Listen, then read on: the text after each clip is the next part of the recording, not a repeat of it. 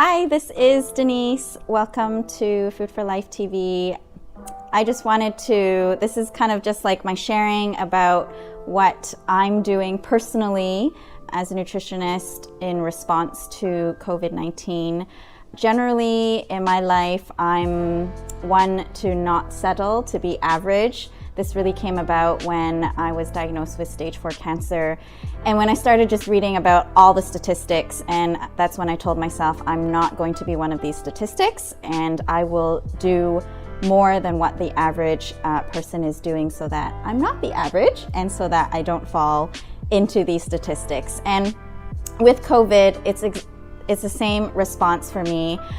I believe that there is just so much that we can do so we can boost our immune system and just make sure that we are as prepared as we can be in case that we are infected with this virus.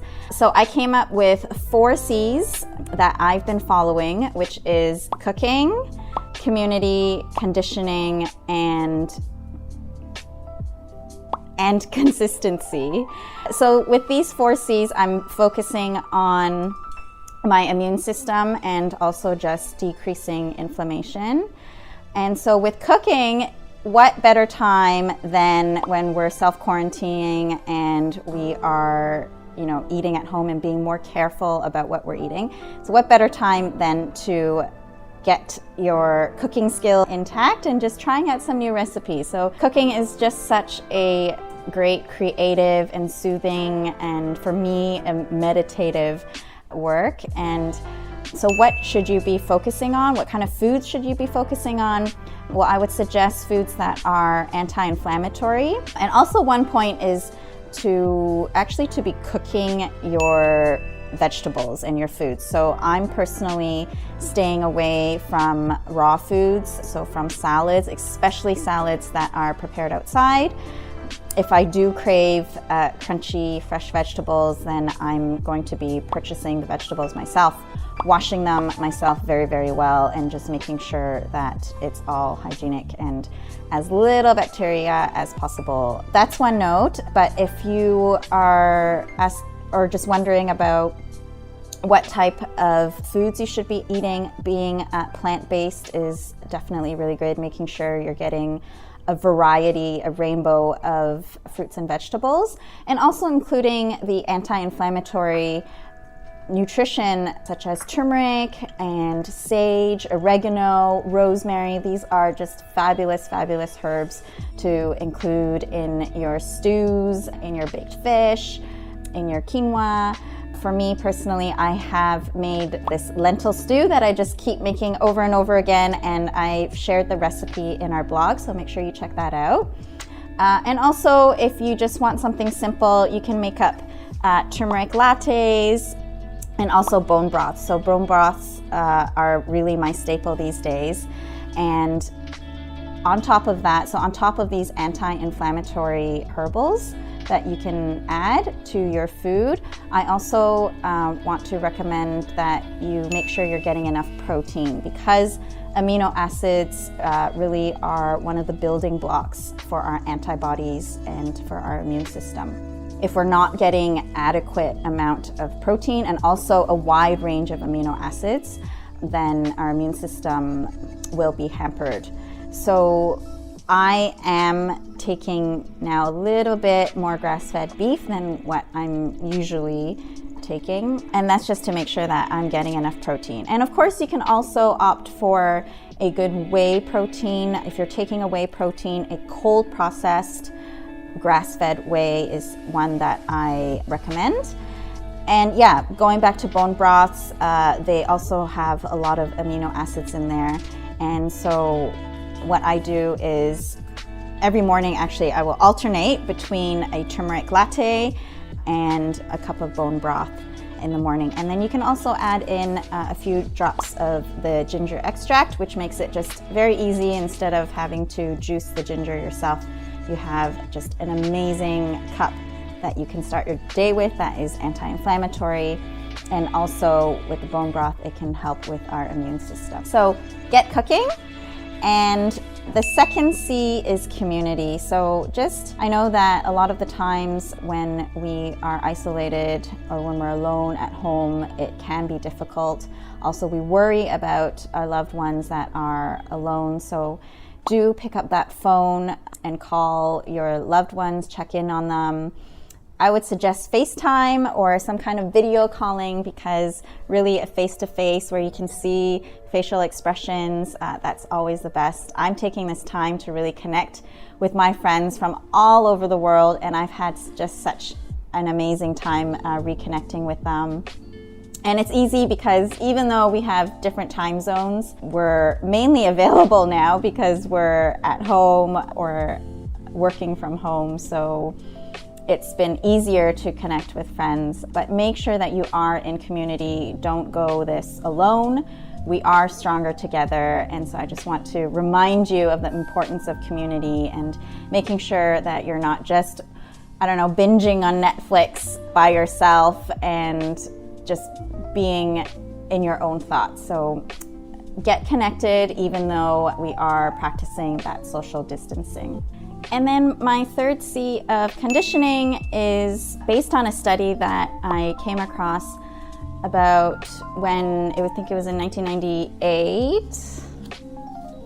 Yes, it was in 1998 during the H1N1 influenza, where they did a study on, I think, over 28,000 Chinese who had died from H1N1. And they just studied their lifestyle, and they found that those who were on a moderate exercise regimen before and even during that, they had a better success rate, they had a better chance of survival compared to those who had low exercise lifestyle, or even those who had a higher frequency of exercise. So moderation is key. We don't want to over-exercise during this time. So if you're running, if you're not used to running 10K a day, don't go out trying to run that marathon. Make sure you are giving your body enough rest. Exercises like the high-intensity workouts, if you're not used to doing that,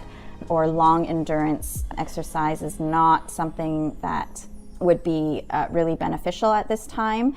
Go for something that's maybe more like strength training and just exercises that can help calm you. Pilates is great.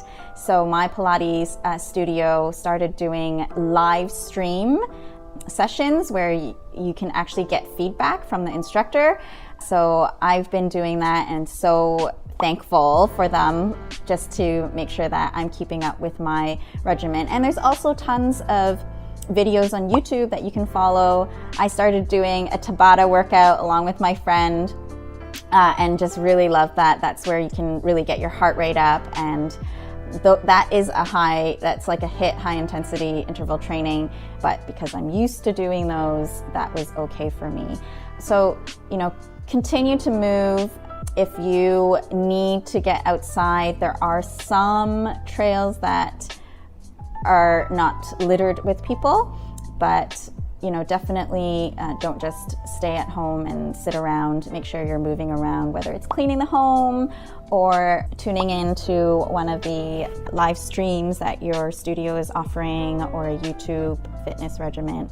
But conditioning is really important because exercise and movement is also related to our immune system, and we're doing all things to make sure that our immune system is strong and healthy and it's at its optimal best. Lastly, my last C is consistency. So it's consistency with all things, with my supplement intake, with my exercise regimen, with my sleep, with my cooking. So making sure that I'm having healthy meals all days of the week. So consistency in all areas of our life is really the key to success.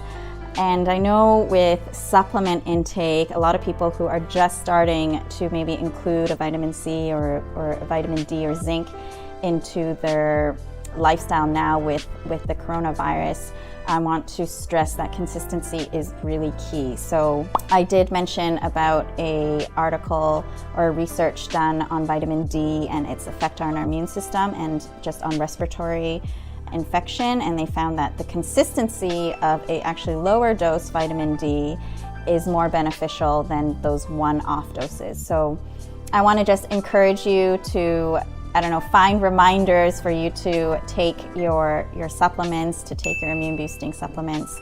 For myself, a lot of people are asking me what I'm personally taking. I'm on a liposomal vitamin C, and I know that's sometimes hard to come by, but with the vitamin C, this liposomal is almost 100% absorption. So during this time, I am going premium on my supplements. I'm investing in that, just making sure that absorption is at its optimal best. So I'm on the liposomal vitamin C about 1 gram to 2 grams a day, depending on how stressed I am, how busy I am, or whether there's a spike in cases. And I'm also on a zinc. So zinc, you can take a capsulated zinc, 30 to 60 milligrams would be good at this time. Or you could go for a liquid zinc, which I'm personally doing. As I'm doing more research, I'm also discovering that absorption of liquid zinc is also almost about 80% better than capsulated zinc. So, but that's up to you.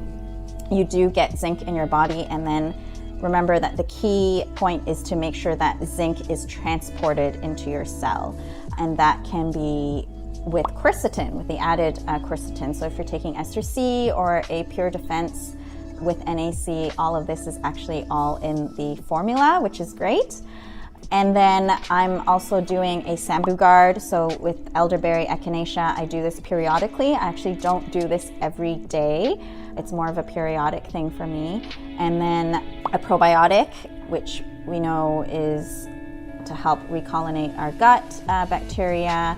Because 70% of our immune cells live in our gut, we want to make sure that our gut microbiome is healthy and strong. And also a multivitamin, so just ensuring that all my nutrients bases are covered. And then on occasion, when I'm cooking or in the morning, I'll add a few drops of the ginger to help with any kind of inflammation in my body, and propolis. So all of these are things that I'm including in my day, and this is about consistency again, and making sure that we're really being able to follow a healthy lifestyle. And so I just want to say that this is really such a great time to start adopting healthy habits into your life. And so hopefully even after this virus is over, you will continue. So you'll continue to maybe cook maybe 5 days out of the week instead of 3, and you'll continue your good sleeping habits, you'll continue your supplement regimen and your exercise. So I hope this was helpful. These are my 4 C's of how I am responding to this COVID-19, what my life is like: cooking, making sure I'm in community, making sure I'm conditioning my body for health and for strength, and also consistency in my daily life. So all of the information are in the show notes. I also wrote a more extended article, and that can be found in our blog. If you have any questions, I'd love to hear from you guys. Stay safe, stay well, and I'll see you guys next time.